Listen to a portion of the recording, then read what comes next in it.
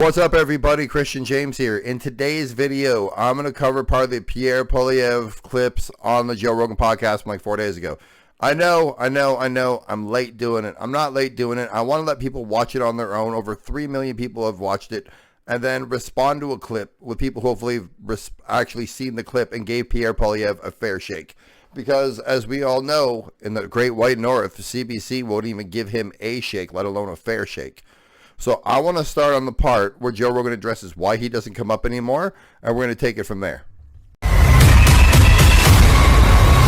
I'm really excited to have you in here because I've seen you speak multiple times, and you're a very reasonable, intelligent person that makes a lot of sense, and that is a rare thing in politics.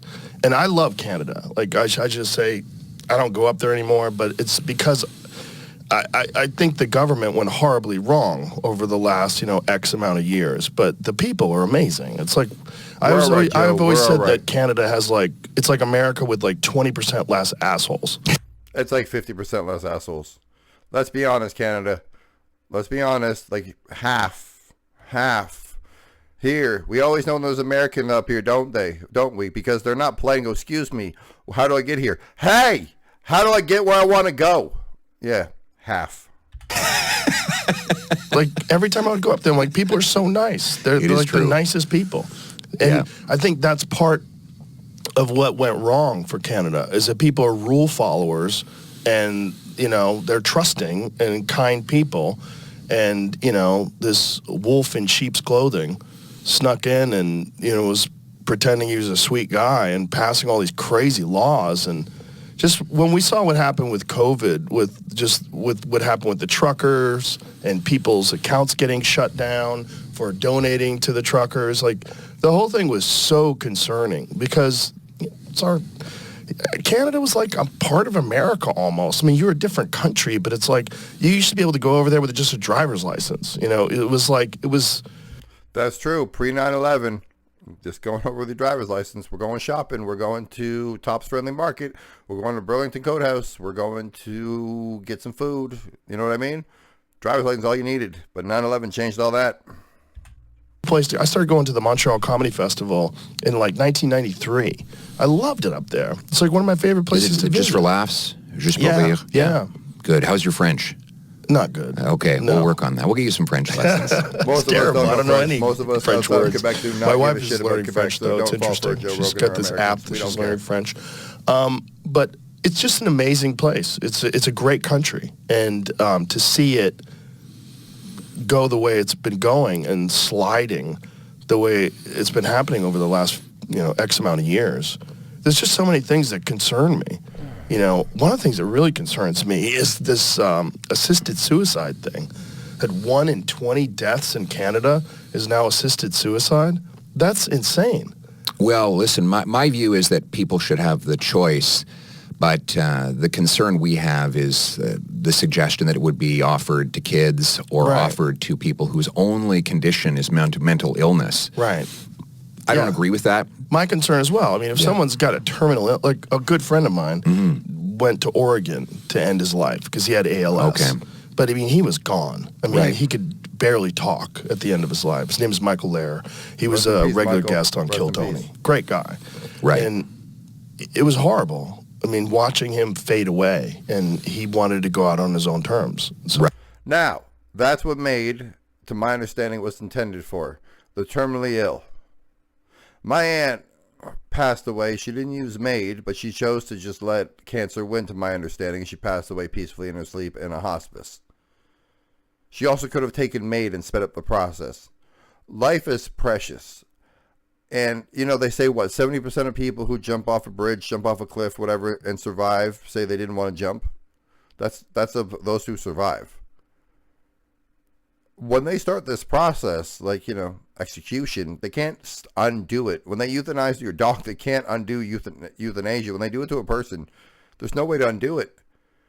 Some people make really poor, rash decisions in the moment. Again, is it something you should have for compassion for people that die in a humane way, the same way we treat our pets? Absolutely. Should it be used because Canada's cold 4 or 5 months of the year and it's a little dark and you feel bad? Absolutely not. I went to Oregon for assisted suicide. I mean, there's a place for it. Yeah. But, I mean, there was a kid recently in Canada, and he did it for seasonal depression. I'm sure you're aware of that case. I am. Like, who allowed that? Seasonal depression. SADS. Seasonal anxiety depression syndrome. SADS. He's gone because it's dark and cold. Behind me are lights in the ceiling. We get that way up here quite a bit. Americans, I'm sure if you live in the northern part of America, right? It gets cold. It gets dark. It gets sad. But to end your life because it's dark, couldn't we have just asked Trump if he could just go to Florida? And like, reason going to Florida is because he's going to off himself if he can't live somewhere like this. There's so many simple ways to do this, but no, now a young man's gone. Who didn't counsel this young guy? Who didn't give him a hug? Who didn't tell him about diet and exercise and changing your surroundings, your lifestyle, and just do something to give you some hope and happiness? Like, seasonal depression? Really? You're going to end your life, this beautiful life on this planet, for seasonal depression? That's crazy. That's why we have to do more to give people hope when they're suffering with mental illness. Yes. Give people the sense that they can take back control of their lives. I think we do have to promote fitness more because it gives people, it turns them into a subject that controls their surroundings rather than an object being controlled. Correct. It teaches people that hardship is temporary and that the aftermath is positive. And we have to reinstill people with a sense of meaning when they're going through hardship, rather than to say that it's all over. And I think our system needs to be geared towards giving people all the best options to live on. No, if you're on drugs, we'll give you free drugs, but apparently if you're sad, we won't turn the lights on to let you live longer. So people who are doing nothing with their lives, who are costing us millions of dollars, who are disrupting and endangering the rest of us in a clean society. That's right, I said it. Who just do drugs all day, every day, everywhere. We're supposed to look out for them. But that young man who didn't like sitting in the dark, who felt bad when it got cold and dark, no one wanted to help him. No one. So crackheads are worth it, and young men who are sad are not. Okay, Canada. Rather than just suggesting MAID as the automatic path for the system to impose on people. So one of the things our party is pushing for is to make clear that public servants who are getting phone calls from people who are in need of help for something, they shouldn't be offering that. You should never they should be offer offering that. MAID. People can seek it out if they want. But when you're calling up saying I'm poor or I'm struggling or I'm having a mental illness or I've got an injury, we shouldn't have a government worker saying, well, consider MAID. The idea that you just say to someone like flat out like a script for telemarketing, like, listen, you consider killing yourself? It's a great alternative. You don't have to worry about bills anymore or food or depression or anything because it's over. We can hook it up. It's free. The unfortunate thing is that any organization that gets formed wants to grow, and you get financial incentives, and then you hire more people, and then it gets bigger, and then what do you have to do? Well, you have to keep doing what you're doing. Exactly. Well, what are you doing? You're killing people. So you're going to kill more people because you're actually financially incentivized to put more people through this program and end their lives. That's very sad. I think we have to get to a point where people have the freedom to make their own decisions, but they also have hope that there is an option for them. Yeah, and that's give them what we're trying a pathway. And like the exercise thing, it's not just give them control of their life. It makes them happier. There's been studies that show it's much more effective than antidepressants. Okay, story time. I've been a fitness coach for over a decade. I started working out 14, 15 years ago. Seriously, I played sports in school. I was a roofer afterwards, so I was always doing something physical. I was very depressed after a breakup. So I Googled, how do you feel better without pills? It said create endorphins. I Googled, how do you create endorphins naturally? It said go to the gym. I went to the gym. That day, the person that signed up for the gym was not there. I went back the next day, and the person was amazed I came back, because apparently if you come and the person out there to sign you up, they don't usually come back. I went back the next day, got my free 2 weeks, got my bag, started, and I had no idea what I was doing. No idea. But I knew I had to do something to make my brain feel better. Within 6 months, the depression and all that was mainly gone. It wasn't about that no more. It was about me seeing what I could do physically, to see, follow my macros. I essentially started to become a whole new person because I started lifting weights. And I came from a family. My mother loved to chase water with pills. I did not say that incorrectly. Chase water with pills. So trust me when I say this, it does work. Now, will it cure cancer? Probably not. Will it make you mentally feel better if you stick with it? Yes. Will it teach you discipline? Yes. Will it teach you so many life lessons that I didn't learn other than that? Yes, it will. It will teach you so much if you stick with it. It is so beneficial, like Joe's saying. It is better than an antidepressant because it comes with no side effects other than being swole. Absolutely. Well, it's first of all, there's the physiological side, which affects the brain, but it's also the sensation of discomfort that you push through, knowing that you have to focus on the thing you have to do. And that, I think, it helps us in anything we're encountering, whether you're going through a divorce or a bankruptcy or an injury or an illness. If you know that pushing through to the other side because you've got a meaning there, that can give people hope for a better life. My favorite psychologist is Viktor Frankl, and he developed this Lagos treatment, which was basically giving people a sense of meaning. He survived the Holocaust in the concentration camp because he had a sense of meaning that he wanted his book was stolen from him in the concentration camp about this theory, and he wanted to live on so he could survive and write that book. And then he found in his teaching that it wasn't so much people's circumstances that determined their happiness, it was whether they had a meaning in life. And he tells this incredible story of a group therapy session where he had this very rich woman who was married to a very rich man. And he had next to him another lady who was living in terrible poverty. She'd lost a son and had a second severely disabled son. And he said to both of them, "What will your life look like when you're 80 years old and you're on your deathbed?" And the wealthier lady said, "Well, I will look back and think that I had some fun and enjoyed the luxuries of being very wealthy and having an easy life, that there wasn't a lot of meaning to it." And whereas the mother who was struggling with a disabled child and had lost another one said, "Well, I gave my first child a great life, a short one, but a great one.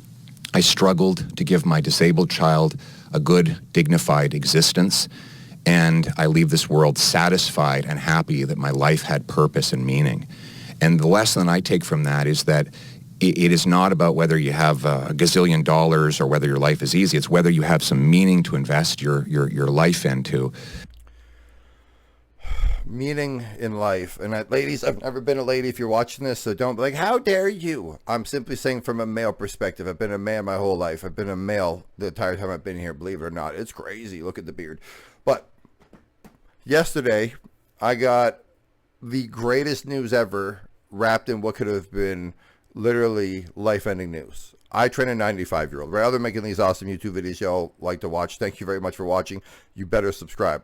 I physically train people for a living, okay? I train people that are in their 20s, and I train a gentleman all the way up to 95 years old. Mr. Jim, as he's called. Well, yesterday I was visiting Mr. Jim, and we were doing our workouts, right? And we do a very simple workout, but everything I have him do, like everything I have everybody do, is for a reason. I don't have people doing, like, if you want to do bicep curls, it makes your biceps bigger, but that's not really important to overall life. It's, I guess, important to you feeling good in a t-shirt or in a muscle shirt. But his daughter told me, and she's, I think, in her 60s, that Jim fell, right? Timber fell by himself in the living room. Oh, Jim, are you okay? Oh, I got up. Do you know what satisfaction, sense of accomplishment, realizing I'm not wasting my time with what I do, I got from the fact that a 95-year-old, no bruising, no swelling, didn't hit his head, fell down, just got back up on his own? That gave me such a sense of accomplishment, such a sense of what I'm doing is worth it, because it can be a struggle financially.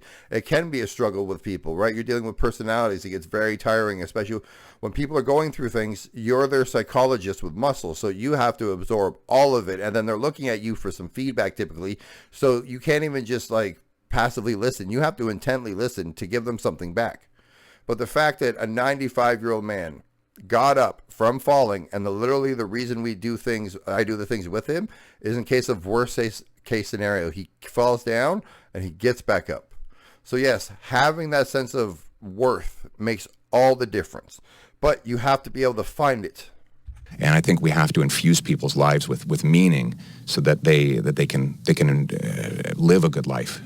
Well, that's a great message, and I think that's one of the most important parts of being a leader is having a great message and having a great philosophy and having a great perspective.